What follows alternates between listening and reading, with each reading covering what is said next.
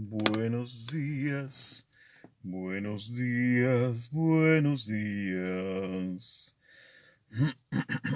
Bueno, ya estamos transmitiendo en vivo y vamos entonces a compartir el enlace eh, aquí.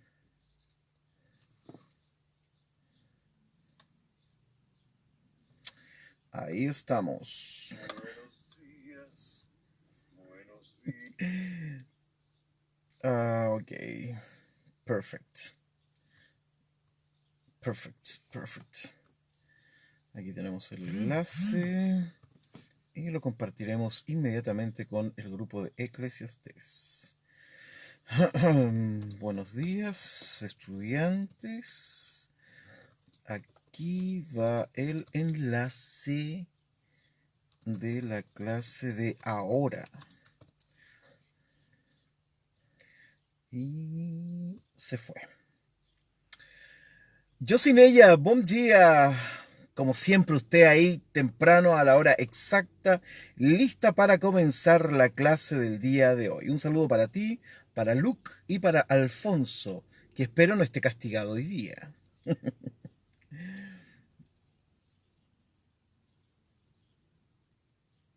Hay una pelusa, hay una pelusa dando vuelta en la cámara. ¿O es un espíritu? ¿La ven? La vamos a sacar inmediatamente. Permiso. Ahí salió. Ya, vamos entonces a comenzar en 3 minutos nuestra clase de este día. Solo 3 minutos y partimos. Vamos a colocar todo en su lugar. Versículo número 10 hoy día del capítulo número 7, un paseo por la sabiduría de Kohelet nos estamos dando por esta jornada.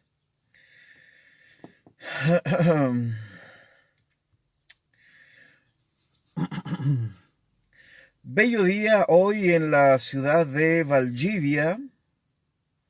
Poquito de neblina, pero va a salir el sol. Septiembre es bonito en esta ciudad. Septiembre es un mes cuyo clima a mí me gusta mucho. Buenos días, Patricio. Buena tarde, Grego. Julio Atenas, buenos días, buenos días. Oye, ¿alguien sabe algo de Ruth Gaete? Buenos días, buenos días. Ah, está en clase hoy día. ¿Quién está en clase, Yossi? ¿Alfonso o Luke? Bueno, les decía que Valdivia es una ciudad hermosa en general, pero en septiembre es una ciudad maravillosa. Es mi clima favorito, helado pero bonito. Ese es mi clima favorito. Yo sufro con el calor, bueno, no sé si a todos los gordos les pasa lo mismo, pero a mí me carga el calor. Yo cuando vivía en Santiago recuerdo que y abría las ventanas y había sol y yo me ponía triste, era como otro día más con sol. Bueno, eso era también porque echaba de menos la lluvia, el agua y todo eso de acá del sur. Soy un sureño de tomo y lomo, eso tengo que reconocerlo. Pero estos días de septiembre me gustan, me gusta el sol de septiembre. Es un lindo clima. Acá en... Ah, Alfonso está en clase ya. Pucha, justo hoy día íbamos a citar algunas palabras de la Septuaginta. Em, Así que eso. Lindo tiempo acá en Valdivia por estos días. Aunque mañana parece que ya viene lluvia. Ya, comenzamos en 1 minuto. Vayan agarrando sus Biblias, por favor. Vayan tomando sus textos que son sagrados porque ustedes los toman, ¿no? Cuando usted abre el texto bíblico, buscando ahí la palabra de Dios, ahí ese libro se transforma en un libro sagrado. No antes ni después, cuando la Biblia está sola en una biblioteca, en un seminario, en alguna casa tirada por ahí, no tiene carácter sagrado, porque la sacralidad tiene que ver con la vida, ¿no? Y nosotros le profesamos o le adscribimos vida en realidad a la Biblia cuando la leemos. Buenos días, querido Lucas, buenos días, buenos días. Eh, Dice, espero no haber quedado libre, querido profesor. ¿Qué quieres decir con eso, hermano? No entendí. Hela, guten Morgen, guten Morgen. Eh, Hernán, Hernán Dalves, buenas digo profe. Hermano, no soy tan progre como suelo vender, yo soy solo propaganda. Ya, 9 de la mañana con 5 minutos, arrancamos con Eclesiastés, más conocido, miren, le vamos a poner un nombre, otro, hemos hablado de todo, ¿no? Del congregador, de Cogelet, etcétera. Pero para mí, Eclesiastés es el señor Spock de la Biblia. No puede haber alguien más realista que Cogelet, ¿no? Igual que el señor Spock, ¿no? Eh, Hernán, usted vende caleidoscopios, sí, hermano, eso sí, eso es, that is true. Hola, Emi, buenos días. Bien, está llegando la comunidad luterana también, Emi, ya llegó Cristina Liv también, perfecto, y me imagino que Cristina Guerrero, yo no sé si está conectada, ella me dice que ve en la clase, pero Emi Gebauer, Cristina Liv, Cristina Guerrero, Úrsula Zelser, ellas son miembros fundadoras, la Raquel, no, la Rachel, también son miembros fundadores de esta clase de acá de la comunidad luterana. Así que les mando un gran saludo a todas ellas. Bueno, les decía que para mí, bueno, lo vamos a hablar después, ¿no? Kohelet es el señor Spock de la Biblia, ¿no? Porque, porque es sumamente realista, ¿no? Cuando usted ve el señor Spock, entonces no es emocional, no da esperanza, nada, ¿no? Incluso en una de las películas, de las últimas películas de Star Trek, cuando el médico le dice, oh, esto fue un milagro, el señor Spock le dice, esas cosas no existen. Me encanta el señor Spock. Así que Eclesiastés es el señor Spock de la Biblia. Lucas dice, en cuanto ya no te puedes incorporar a clases por los muchos ausentes del querido alumno. No, hermano, usted siempre será bienvenido en esta clase. Gabriel Castillo, buenos días. Convocador y convocados. Suena bien eso, ¿no? Bueno, Eclesiastés 7, capítulo 10. Vamos, como se dice en este capítulo, a velocidad crucero. O sea, vamos a una muy buena velocidad, rica velocidad, 3 versículos por día, nos estamos deteniendo lo justo y necesario, vamos saboreando muy bien a buen ritmo a Kohelet. Versículo número 10, capítulo número 7. Lo voy a leer en la Reina Valera. Dice, nunca digas cuál es la causa de que los tiempos pasados fueron mejores que estos, porque nunca de esto preguntarás con sabiduría, ¿no? Con sabiduría. Tengo aquí también la TLA, la traducción en lenguaje actual, que dice, hay quienes se quejan de que todo tiempo pasado fue mejor, pero esas quejas no demuestran mucha sabiduría. Eso es lo que dice la TLA. Miren, aquí está Alfonso. Hola, vengo llegando de clases para escuchar al convocador. Hermano, bienvenido, te extrañábamos. Les decía Alfonso, porque esto te va a gustar a ti, que ayer nos saludaste en Klingon, les decía que Kohelet para mí es el señor Spock de la Biblia, ¿no? Súper racionalista, súper realista, ¿ya? Eclesiastés no nos da mucha esperanza, es muy, muy... O sea, él dice lo que ha visto, nada más, ¿no? Señor Spock. Señor Spock. Bueno, veamos el texto Hebrew del versículo número 10. Versículo número 10. Ok, dice alto mar. Eso significa no digas, ¿no? Bueno, primero les voy a leer mi traducción literal de este texto. Dice, no digas qué ocurrió, que los días primeros fueron mejores que estos, porque no es de sabio preguntarse sobre esto, ¿no? Entonces, yo separé esto como en dos preguntas, ¿no? La Reina Valera dice, ¿cuál es la causa de que los tiempos pasados fueron mejores que estos? porque nunca de esto preguntarás con sabiduría. ¿Ya? Yo separé esto en dos preguntas. El libro del pueblo de Dios dice, no digas, ¿a qué se debe que el tiempo pasado fue mejor que el presente? Porque no es la sabiduría la que te lleva a hacer esa pregunta. Buena traducción. Yo sí, estamos esperando su traducción también.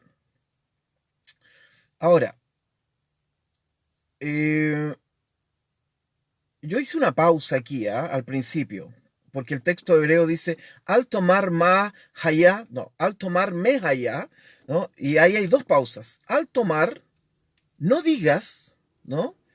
Eh, no digas, este es un no condicionado, ¿no? No digas y después dice me hayá, esto es algo así como, ¿qué ocurrió? Es como cuando uno dice, ¿qué pasó? ¿Ah? ¿Qué pasó?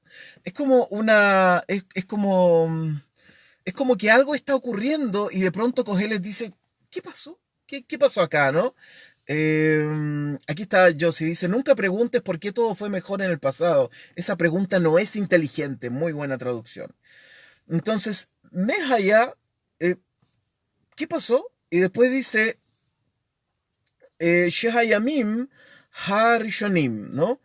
Eh, ¿Por qué los días del principio, Hayu, fueron Tobim mejores Meelech que estos? Ahí está la pregunta. Por supuesto, respecto de esta pregunta, nosotros nos hacemos preguntas, ¿no? Eh, ¿Por qué no es de sabios preguntarse por qué el pasado fue mejor? ¿Dónde estaría el punto aquí? ¿Por qué no es inteligente estarse preguntando a cada rato, ay, ¿por qué el pasado fue mejor, ¿no? Que el presente, ¿no? Por un lado, creo que es porque quita concentración, foco o energía al presente, ¿no? Ver el pasado de alguna forma es como suspirar, como, "Ah, ¿por qué el tiempo pasado fue mejor, no?" De alguna forma, este suspirar implica un escapar del presente, sobre todo en las mentes que son idealistas, ¿no? Ustedes se fijan que hay personas que son súper idealistas, que tienen un ideal del matrimonio, que tienen un ideal del trabajo, que tienen un ideal de su vida cristiana, que tienen un ideal de ser hijos de Dios, y de pronto se van dando cuenta que estos ideales se van cayendo uno tras otro, tras otro, tras otro. Eh, Cuando nosotros pensamos en el idealismo, también estamos dando un paso al futuro, ¿no? Es como si nosotros quisiéramos complementar este texto y decir, no te preguntes por qué el pasado fue mejor, pero tampoco idealices lo que va a ocurrir en el futuro. He conocido personas que viven idealizando sus relaciones todo el rato y la verdad es que lo pasan mal. Y de hecho terminan culpando a otros, ¿no? Porque estos ideales no se cumplen. Yo creo que en nuestra vida siempre tenemos que tener una cantidad de expectativa importante habitando en nosotros. O sea, hay expectativas, ¿no? No hay ideales. Porque los ideales se caen, po. Y además los ideales son imágenes que nos han vendido, ¿no? O sea, el idealista es aquel que compra lo que los comerciales le venden, ¿ya? Si ve comerciales de pañales, claro, qué es lo que vende el comercial de pañales? Guaguas rosadas, bellas, un lindo talco, puesto en un mudador, con un sol que entra a mediodía, maravilloso. Guaguitas oliendo bien, bebés oliendo maravilloso. La caquita casi sin olor, ¿no? Eso es lo que nos vende eso es lo que nos vende la televisión, ¿no? Y el idealista llega a pensar que cuando tenga hijos va a ser así. Déjeme decirle, yo tengo tres hijos, déjeme decirle que la realidad no es así. Por todos lados. No, no es así. Entonces, el idealista de alguna forma eh, ha comprado el pack que le vende los medios de comunicación. Familia Ingalls, ¿no? El domingo arriba de la carreta, cantando Amazing Grace, cantando Amazing Grace mientras vas a la iglesia el domingo. El idealista se compró todo el pack y después se da cuenta que no es así. No es así, ¿no? Entonces, el idealismo es lo contrario de esto, ¿no? De suspirar preguntándose por qué el pasado fue mejor. Fui bastante explícito con lo de los bebés, ¿no? Bueno, A ver, Hernán dice, porque condiciona y deja atado el presente, pero ni siquiera en una utopía, sino que en una imagen que ya está momificada y atrofiada en nuestros recuerdos. Exactamente. Qué sabio, hermano. Gabriel dice, podría venir siendo una expectativa ya muerta, una suerte de retrotopía, hermano. Qué buena palabra, no entendí, pero suena bien, suena very good. Hernán dice, yo tengo cuatro, de 6 a 24 años. Tienen que leer ese comentario. Ernesto Estrada, buenos días. Entonces, volvamos. Sobre todo entonces las mentes que son idealistas, ¿no? Que no se acomodan ni buscan nuevas formas de relacionarse o de crecer, sino que tienen ideas fijas sobre las cuales no es posible hacer una modificación. Además, pensar que el pasado fue mejor implica necesariamente vivir en la inmadurez o en la melancolía, ¿no? Uno puede mirar críticamente su pasado, o agradecerlo, o mezclarlo, ¿no? Pero vives realmente en el presente, ¿no? Todo tiene su tiempo, dirá Eclesiastés. Si crees que el pasado fue mejor y vives ahí, las personas que te necesitan ahora ya te perdieron, ¿no? El tiempo pasado lo vivió alguien que nos... Esto es una cosa súper interesante. Cuando una persona dice, oh, ¿por qué el tiempo pasado fue mejor? Olvida que quien vivió ese pasado no es el mismo que está hoy día. Somos personas distintas, ¿no? Recuerdan que por eso yo siempre les digo, en hebreo la palabra vida no aparece en singular, sino que suele aparecer en plural, vidas. Nosotros no hemos vivido una vida, hemos vivido vidas. Y en esas vidas del pasado hubieron personas distintas, ¿no? Soy yo, pero soy otro. Somos distintos, ¿no? Entonces el tiempo pasado no lo viví exactamente yo, sino que lo vivió alguien que se parece a mí, pero que tenía otras expectativas, otras ideas, etcétera, ¿ya? Entonces anhelar ese pasado no es estar totalmente conmigo ahora, ¿no? Ni apreciar quiénes somos.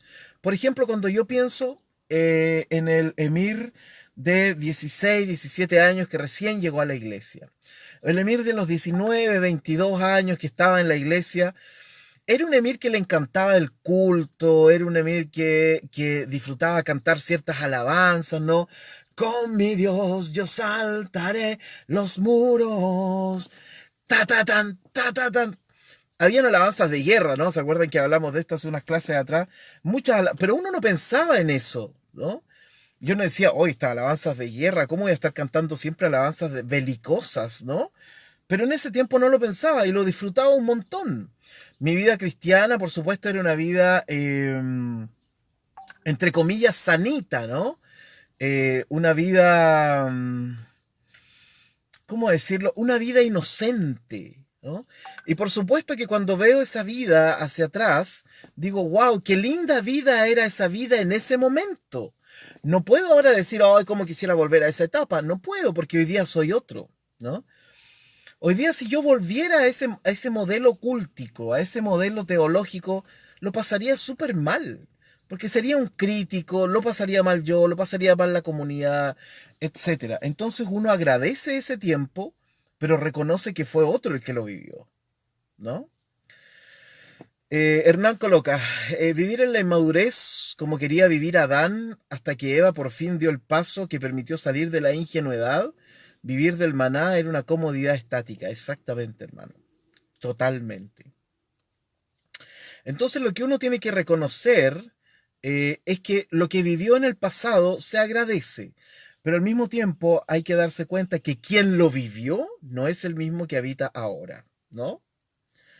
Además, pensar que el pasado fue mejor implica necesariamente vivir en la inmadurez, como dice Hernán, ¿no? Vivimos en la inmadurez. No es que esté mal preguntarse sobre esto, simplemente que el texto dice no es de sabios hacerse esa pregunta de por qué el tiempo pasado fue mejor. No es de sabios, ¿no? La visión descarnadamente realista de Cogelet o Eclesiastés no nos permite los romanticismos ni las melancolías, ¿no? todo tiene su tiempo y el pasado ya lo tuvo, ¿no? Círculo cerrado. Ayer hablamos de esto. El pasado ya pasó, ¿no? Eso lo dice el señor Spock de la Biblia. El pasado ya pasó. Por otra parte, el comentario ortodoxo de este texto en la parte final tiene una alternativa de traducción súper interesante. Bien, les voy a leer de nuevo lo que dice la Reina Valera para que veamos cuál es la alternativa de traducción que da. La Reina Valera dice: nunca digas cuál es la causa de que los tiempos pasados fueron mejores que estos, porque nunca de esto preguntarás con sabiduría, ¿no? El comentario ortodoxo dice: pues no preguntaste sobre esto con sabiduría, haciendo que la no sabiduría estuviese en hacer la pregunta correcta, más que en hacerla o no, ¿no? Entonces es bien interesante cómo da un giro el comentario ortodoxo respecto de esta traducción. Ahora, por un lado, Cogelet dice: no es de sabios preguntarse por qué el pasado fue mejor. En el otro lado de la vereda tenemos a Pablo, ahí en Romanos 12, diciendo: no os conforméis a este siglo, sino transformaos mediante la renovación de nuestro entendimiento, para que comprobéis cuál sea la buena voluntad de Dios, agradable y perfecta, ¿no? O sea, mientras Cogelet dice: oye, no te preguntes por qué el pasado fue mejor, porque eso significa que estás de alguna forma pegado en ese pasado. Por otro lado, Pablo dice: mira, ni siquiera el presente te conformes, o mejor dicho, ni siquiera pienses que el presente va a ser estático. Pablo dice: tu presente debe ser dinámico, para que constantemente te estés preguntando: ¿dónde encuentro la voluntad de Dios? ¿Qué quiere decir esto? Quiere decir que constantemente surgen nuevas formas de esclavitud. Constantemente surgen nuevas formas de esclavitud en el ser humano. Tenemos una tendencia a liberar y esclavizar, una y otra vez. Entonces, cuando Pablo dice: no se conformen a este siglo, sino que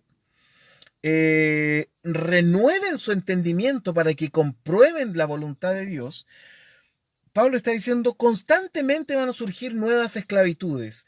Debes tener la capacidad de poder verlas, entenderlas y hacer que el reino de Dios libere a la gente de esas esclavitudes. Eso es lo que quiere decir, ¿no? Porque lo que hoy día nos libera, mañana nos puede esclavizar. Así es. Lo que hoy día nosotros tenemos como un acto liberacionista, ¿no? En cualquier ámbito en cualquier ámbito de la sociedad, sea feminismo, sea teologías LGBTI, todas en algún momento nos pueden volver a esclavizar. No lo digo yo, lo dice Cogelet. Nada nuevo hay bajo el sol. Y la historia se repite constantemente. Eso lo dice Cogelet, capítulo 1. Entonces, lo que nosotros consideramos hoy día como actos liberacionistas y de los cuales nosotros podemos participar y promover y teologizar, mañana pueden ser actos de esclavitud también. Entonces, sobre eso, Pablo dice: cuidado. Necesitan renovar constantemente su entendimiento, porque constantemente surgirán nuevas formas de esclavitud. Y posiblemente estas formas de esclavitud surgirán, ¿cierto?, de cuestiones liberacionistas que hubieron en el pasado, porque la historia se repite, ¿no? Eso lo dice Cogelet. Así que nosotros tenemos que estar apercibidos. Lo que yo considero hoy día como un acto de liberación, mañana puede ser un acto de esclavitud. Y por lo tanto, en ese mañana necesitaremos una nueva hermenéutica, una nueva interpretación para liberar a esos que están en esclavitud, ¿no? No es fácil, no, esto suena durísimo también, pero eso nos sirve además para no creer que nosotros somos en alguna forma un mesías, ¿no? Eh, nos previene, este texto de Romanos nos previene de nuestras mesianidades, en las cuales nosotros creemos que estamos aquí para liberar al mundo, ¿no? Estamos por un lado para liberarlo y en otro lado estamos para esclavizarlo. Entonces, ¿por qué creen que en el judaísmo la palabra más importante relacionada con su fiesta de Pesaj es la liberación? ¿Y por qué se recuerda cada año en Pesaj? Porque cada año podemos nuevamente terminar siendo esclavos de nuestras libertades. De hecho, nosotros lo vemos hoy día. Los movimientos progresistas, en cualquier ámbito, ¿ah? En cualquier ámbito, cuando se extremizan, se transforman en creadores de esclavitud. Inmediatamente. O sea, parten siendo liberadores y terminan siendo esclavizadores. Parten haciendo el bien y terminan haciendo el mal, ¿no? Todos los movimientos que parten con un tremendo eslogan de aquí los vengo a liberar, finalmente piensen en los presidentes, ¿no? ¿Cuántos presidentes o políticos llegan al área política siendo liberadores, ¿no? Con buenas ideas y todo lo demás, y de pronto no hay cómo sacarlos, y le ponen ruedas a los países y se lo roban todo.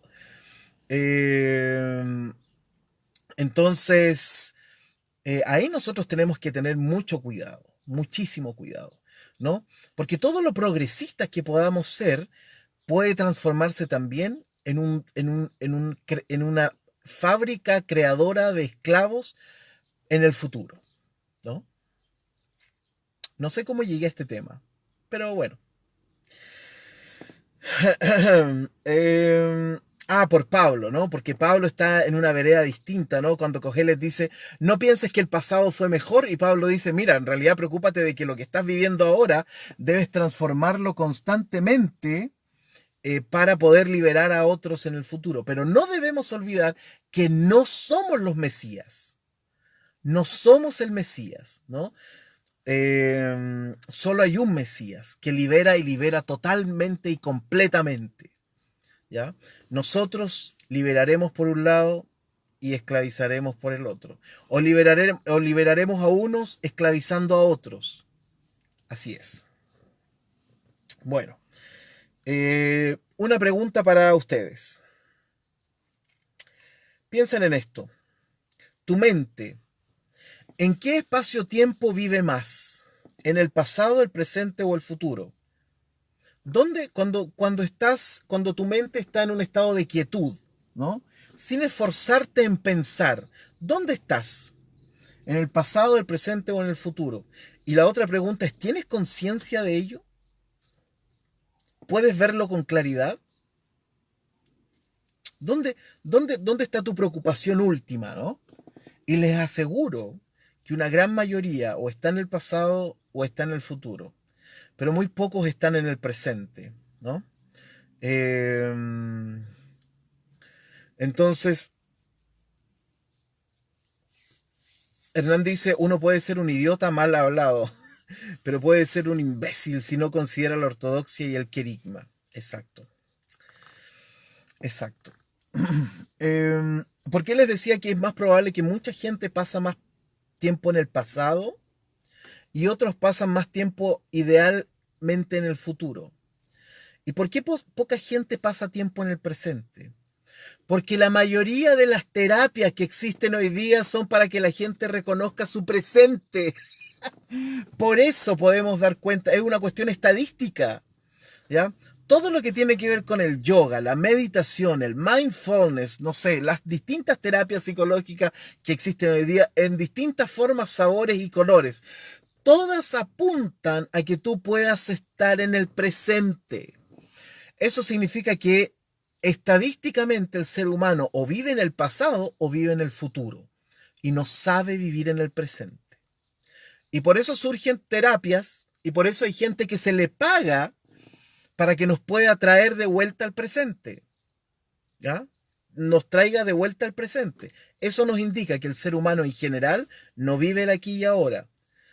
Y que cuando empieza a fallar la maquinita, ¿cierto? Cuando la mente empieza a estar más o menos nomás, entonces va de un terapeuta o donde un psicólogo o lo que sea para que lo traiga de vuelta al presente, porque está viviendo mucho en el pasado o porque está viviendo mucho en el futuro, ¿no? Así que la pregunta es, ¿dónde crees tú que pasas más tiempo? ¿En el pasado, en el presente o en el futuro? Y puedes ver eso con claridad, puedes decir sí, yo paso mucho más tiempo en, y ahí usted coloque la firma. Versículo número 11.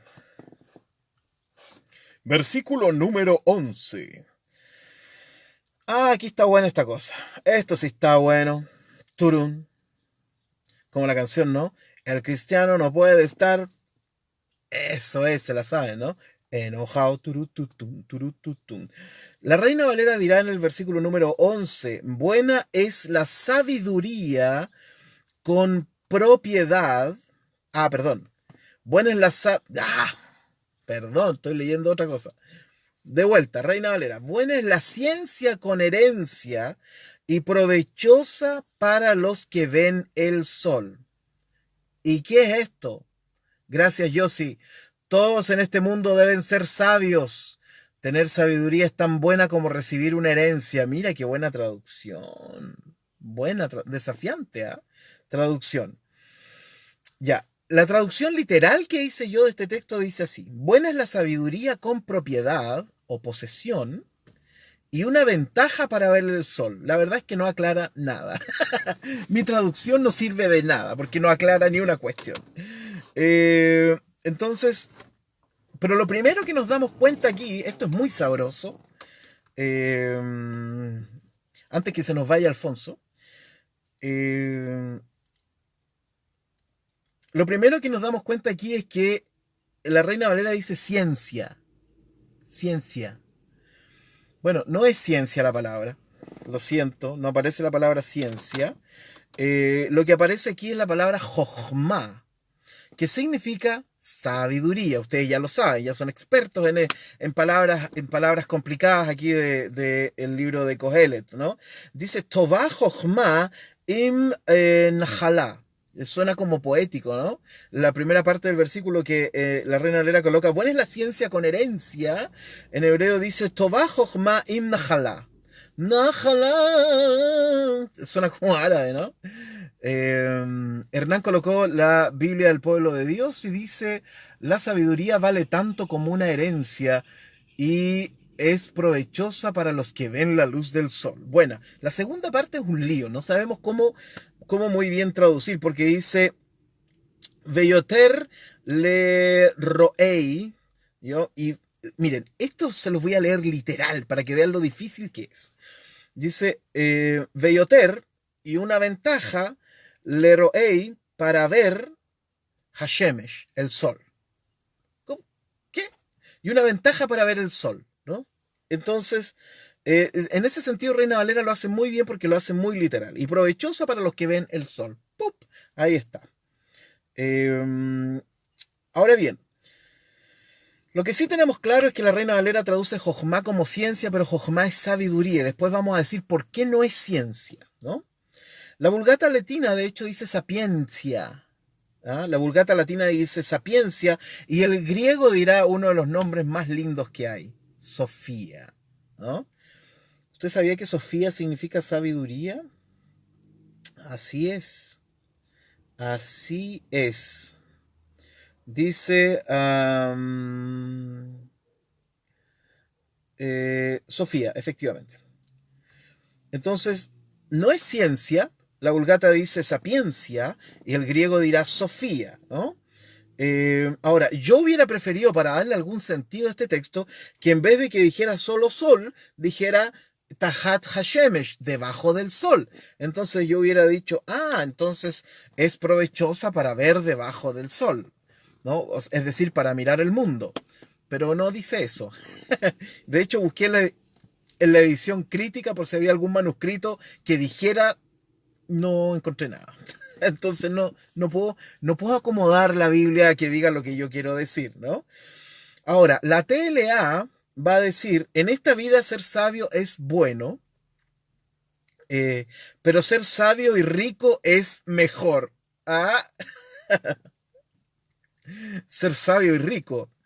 Ahora, ¿rico en qué sentido? ¿Calugas o dinero? ¿Calugas y un buen bronceado o dinero? Eh, bueno, aquí tiene que ver con dinero. Ay, que me río con esto. Pucha que lo paso bien en este curso. Mira, Hela dice, mi nieta se llama Sofía. Es un hermoso nombre, ¿no? Le aprovecho de enviar un saludo a la Sofía y al Mati, que están prontos ya a casarse. Bueno, sigamos. Miren, Rashi, el famoso intérprete, el rabino francés, interpreta la complicada frase final, esta que dice, ¿y cómo dice? Dice, y una ventaja para ver el sol, eso es muy literal. Eh, Rashi dice, los que ven el sol, quiere decir aquellos que el sol ve. Buena traducción. Es una interpretación, ¿eh? Los rabinos se peinan con este asunto, ¿no? Se peinan en Chile quiere decir que son muy busquilla, ¿no? Muy inteligentes para darle la vuelta al texto. Alfonso dice, la Septuaginta, eh, la Septuaginta podría traducirse así: buena es la sabiduría con herencia y abundancia a los que miran el sol. Eso es bien literal, ¿no? ¿Querrá decir que la filosofía es cosa de ricos o de los que tienen una buena beca? Está bueno, pero escuchaste, Rashi dice que los que ven el sol quiere decir aquellos que el sol ve. Buena. Ahora, por otro lado, el comentario ortodoxo, citando al rabino Yitzhak Latif, dirá lo siguiente: que la sabiduría es buena si se escribe en un libro para dejarla como herencia. ¿Ah? Por lo que la palabra hebrea yotea, ¿ya? Ventaja, en vez de ser ventaja, podría significar como que quede. Entonces, de esa forma, este rabino dice que la sabiduría es buena si se escribe en un libro para dejarla como herencia. Fíjense cómo todos están tratando de arreglar, de hacer entendible este versículo, ¿no? Miren, Rashi dice una cosa, Yitzhak Latif dice otra, cada cual le está tratando de dar un sentido a esta parte donde dice, y Yoter, Yoter Leroy Hashemesh, ¿eh? Eso, y una ventaja para ver el sol, ¿no? Todos están tratando de arreglar el asunto este. Por otro lado, el Midrash en una de sus múltiples interpretaciones, el Kohelet Ravá dirá que buena es la sabiduría con hacienda, es decir, con un campo para trabajar. Así, uno se dedicará al estudio de la Torá y al trabajo y no tendrá tiempo de pensar en el pecado. Buena, ¿no? Buena, buena, buena. Eddie dice, porque el pasado ya existió y está vivido, el hoy se vive a veces. Así es. El hoy se vive a veces, sí es verdad, ¿no? Ah, bueno, tengo una pregunta, ¿no? Tengo una pregunta para usted. Quiero ir incorporando preguntas para que usted se quede con algo, ¿no? Se lleve algo y diga, "Pues, esa pregunta porque las preguntas son las que nos mueven, ¿no? Entonces, ¿qué tipo de sabiduría has heredado tú? ¿No? Esa es una pregunta. ¿Qué tipo de sabiduría? Si hemos visto que algunos traducen esto como que la sabiduría en relación a una herencia. ¿Qué tipo de sabiduría has heredado tú?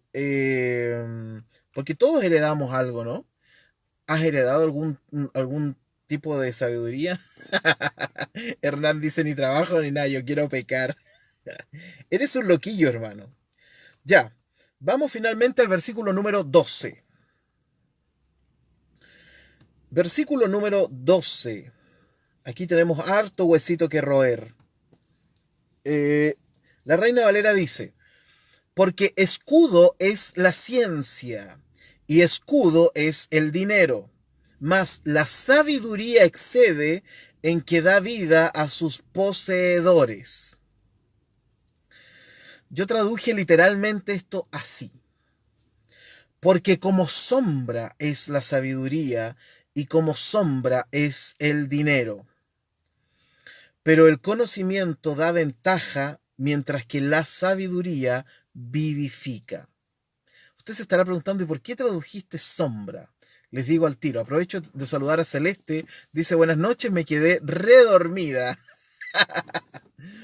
Bueno, y de esa forma estamos llegando al final de la clase de hoy. Eso es como lo peor, llegar al final de la clase. Pero no, Celeste, vamos recién iniciando el versículo 12. El último. Bien.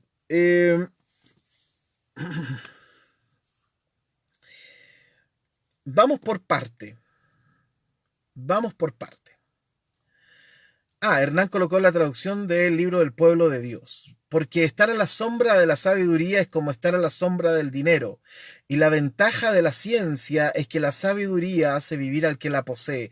Qué buena traducción, hermano. Qué buena traducción.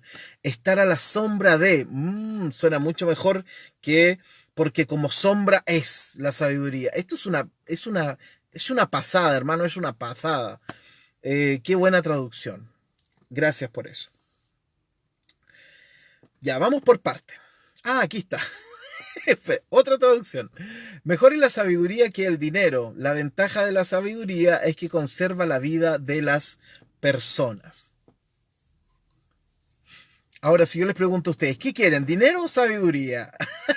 Si alguien me pregunta, yo no sé si podría haber sido como Salomón, ¿no? Señor, dame sabiduría, ¿no? Yo hubiera dicho al tiro, Señor, dame una hammer. Necesito un hammer. Y una gran biblioteca, ¿no? Y otras cosas para picotear mientras voy estudiando. Ya, vamos por parte. Primero, la palabra escudo. ¿Ya? No es escudo en la Reina Valera, sino que realmente es sombra. Veamos que por eso la traducción del libro del pueblo de Dios que colocó Hernán está bien. Me siguió muy bien, ¿no? Es sombra, no es escudo. Les digo cuál es la palabra sombra, se los digo ipso facto. Es la palabra tzel. Así se dice, tzel. ¿No? Para los que estudiaron hebreo conmigo, tzel, con tzade, tzel, ¿no? No es tzel con S ni es con T, es tzel. Así que, entonces, esa es la palabra y es sombra, no es escudo, ¿no? En el griego de la Septuaginta, el conocimiento, que en hebreo es dat, será gnoseos, palabra que proviene de una conocida palabra antigua que es gnosis. Beto dice, la idea del hammer es transportar a donde vayas tu biblioteca. Amén, hermano, amén. Y llevar a hermanos que no pueden ir a la iglesia y pasarlos a buscar, por supuesto. Entonces, en el griego aparece la palabra gnoseos, que proviene de gnosis, ¿no? Que es conocimiento. Ahora, después, por supuesto, esta palabra gnosis, de donde vendrá el gnosticismo, es una palabra que tiene un saborcillo un poquito esotérico, ¿no?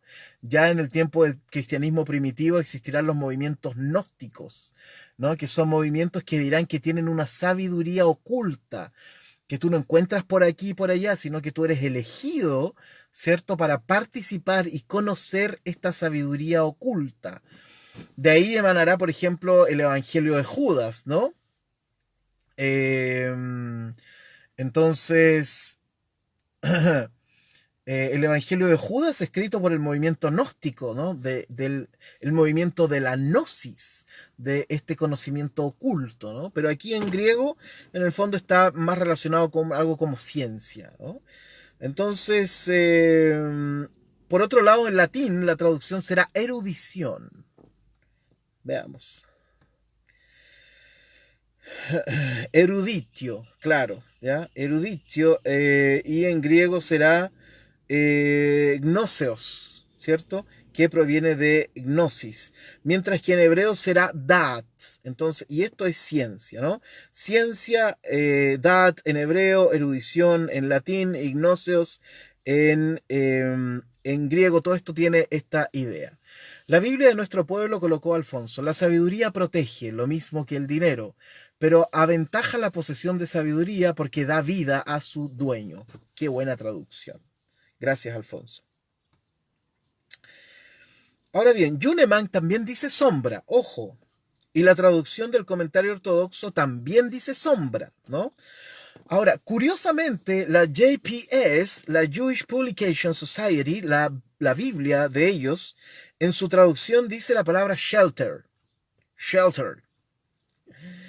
Que significa como refugio, ¿no? Se parece mucho a la palabra shield de Marvel, que significa escudo también, ¿no? O protección, etc. Entonces, es interesante que ellos no ocuparon la palabra, no sé, shadow, creo que es sombra. Entonces, la traducción de Yunemang y la traducción que seguí yo también y que hice yo, hicimos la traducción de escudo por sombra. ¿En qué sentido la sabiduría vivifica? En el sentido de que cualquier trabajo, acción o función que realices, si implica satisfacción y plenitud para ti, de cualquier forma te ayudará a vivir, porque te hará feliz. Y cuando estás en ese estado de plenitud y sentido, habrá siempre vivificación, ¿no? Entonces, claro, cuando dicen los textos que la sabiduría nos vivifica, significa que cuando vives con un pleno sentido de lo que estás haciendo, cuando eres feliz haciendo lo que haces, te transformas en un sabio. Porque solamente la felicidad nos hace escudriñar, ¿no? La investigación nos hace un círculo virtuoso, ¿no? Cuando estás feliz, entonces eres más productivo, pero en la medida que vas produciendo, eso te hace también más feliz, producir conocimiento, a eso me refiero, ¿no? Producción de conocimiento. Y ese círculo virtuoso de felicidad, de hacer aquello que te satisface intelectual y emocionalmente y socialmente, cuando tienes eso, ese círculo virtuoso no hace otra cosa sino que expandir el bien, ¿no? Y por eso se da también lo contrario. Una persona que está haciendo algo que no le gusta, algo que no siente que es desafiado, algo que no le provee sabiduría ni conocimiento, es una persona que vive la infelicidad, ¿no? Eh, El comentario ortodoxo dice además, citando al famoso Gaón de Vilna, sabio de la tardía Edad Media, lo siguiente. Esto es súper interesante, presta atención.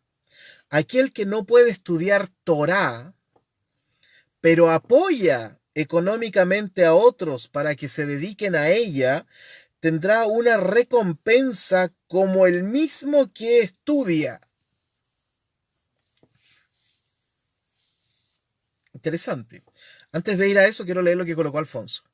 Los traductores de la NTE Bible explican que Tzel se refiere a lo que da sombra, o sea, lo que protege del sol. De ahí se puede entender por refugio. Buena, como la traducción que pusiste, ¿no? Buenísima, buenísima traducción. Está bien, me gusta eso. Aquello que da sombra, ¿no? No que es sombra, sino que da sombra. Buena. Ahora bien, ¿se fijaron lo que dice el Gaón de Vilna? Lo voy a leer de nuevo. Aquel que no puede estudiar Torá, pero que apoya económicamente a otros para que sí estudien, tendrá una recompensa como ellos mismos la tendrán por estudiar Torá, ¿no? Ahora, este es el sueño del pibe. Ustedes saben que en Israel hay un fuerte movimiento de crítica hacia las comunidades ortodoxas, ¿no? Porque a los ortodoxos les paga el Estado también para que estudien. Entonces, los que no son ortodoxos los critican mucho, ¿no? Eh, es como si en sus países, veámoslo de esta forma, imagínense que en tu país o aquí en Chile le pagaran a los conservadores por estudiar la Biblia. O sea, hasta yo estaría molesto, ¿no? Porque claro, no solo, porque claro, alguien podría decir, no, pero ellos mantienen la tradición, si está bien, puede ser, ¿no? O un tipo de tradición, no toda la tradición. Eh, entonces, yo también, Hernán, entonces, imagínate que en tu país le pagaran a los ortodoxos de tu religión, por ejemplo, en el caso de los protestantes, que les pagaran a los ortodoxos para que ellos solo estudien. Les aseguro que habría un tremendo problema, ¿no? Mucha gente estaría disgustada. No porque estudien los ortodoxos, sino porque las conclusiones de los ortodoxos no le hacen muy bien a la sociedad, digamos las cosas como son, ¿no? Eh, entonces en Israel hay un problema siempre interesante respecto de esto, ¿no? Porque es, ¿cómo decirlo? Por un lado, la ortodoxia, ¿no?, mantiene ciertos aspectos de la tradición, pero por otro lado, el mismo acto de estudiar ortodoxamente un texto te pone en línea de fuego con otros movimientos. Bueno, se cuenta que en la antigüedad, por ejemplo, y no solo en la antigüedad, cuando una familia de mucho dinero tenía una hija para que ya estaba en edad de casarse, buscaban a un joven estudioso de la Torá para casarlo con ella. Entonces, eso además les daba prestigio, como en la antigüedad, por ejemplo, tener un cura en la familia era como una cosa muy prestigiosa, ¿no? Hoy día, hoy día es un problema, ¿no? Pero en la antigüedad, por lo menos acá en Chile, tener un pariente sacerdote era una cosa, pero por favor. Y en el judaísmo no ha estado exento de eso. Entonces, se cuenta la historia de que había hombres de mucho dinero que casaban a sus hijas con estudiosos de la Torá, ¿ya? Y ellos pagaban todo, ¿ah? El papá ponía todo el dinero para que su hija se casara con un ortodoxo y así este ortodoxo pudiera seguir estudiando la Torá. Mm, no suena mal, digamos, no suena mal. ¿Ah? Bueno, ortodoxia sensual, dice, dice Hernán.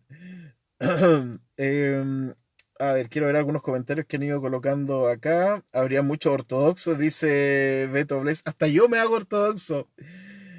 Voy a estudiar Torah, dice. Necesito un padrino, Alfonso, o que le pagaran a un físico teórico para estudiar el bosón de Higgs. Así que imagínate que alguien llegara. Esto es como las películas estas de arqueólogos, ¿no? Donde dice, yo te voy a financiar por 5 años más tu trabajo. Qué maravilloso, ¿no? Pero esto no solo pasa con esto, sino que en muchas otras ciencias pasa también que uno puede tener su propio mecenas, ¿no? Para dedicarse a esto. Ya, hasta aquí llegamos. Eddie García dice, en la Alemania democrática le daban mejor estipendio a los que estudiaban comunismo científico y filosofía. Mira qué interesante. O sea, yo creo que todos quienes nos gusta estudiar tenemos eso, ¿no? Yo, gracias a Dios, por mi trabajo, de alguna forma parte de mi trabajo implica que yo debo estar preparándome, ¿no? Debo estar estudiando. Eh, entonces, y lo hago diligentemente, ¿no? Entonces, pero yo sé que es un privilegio, es un regalo eso, ¿no? Ok, bueno, hasta aquí llegamos. Nos encontramos, si Dios quiere, mañana a las 9 de la mañana. Seguimos estudiando el libro de Eclesiastés. Fíjense que cada uno de estos textos tiene cosas tan impresionantes, ¿no? Cada conversación que surge a raíz de estos textos para mí lo más valioso de esto es que nos detenemos el tiempo que sea necesario para revisar, repasar, vemos traducciones y todo eso. Para mí, eso a mí me enriquece profundamente y les agradezco también el tiempo que ustedes dedican a estudiar la Biblia en este contexto, ¿no? Que surge en este contexto pandémico que surge aquí. Abrazo también para ti, querido Patricio, que sea un buen día para ti y para todos tus compañeros, que lo pasen súper bien. Los músicos cristianos tienen sus sponsors, dice Beto también. Un abrazo para todos, besotes, que lo pasen muy bien. Si Dios quiere, nos encontramos mañana y seguimos avanzando por el libro de Kohelet, ¿no? Eh, Eclesiastés, o desde hoy día el señor Spock del Antiguo Testamento. Que estén muy bien. Nos vemos mañana.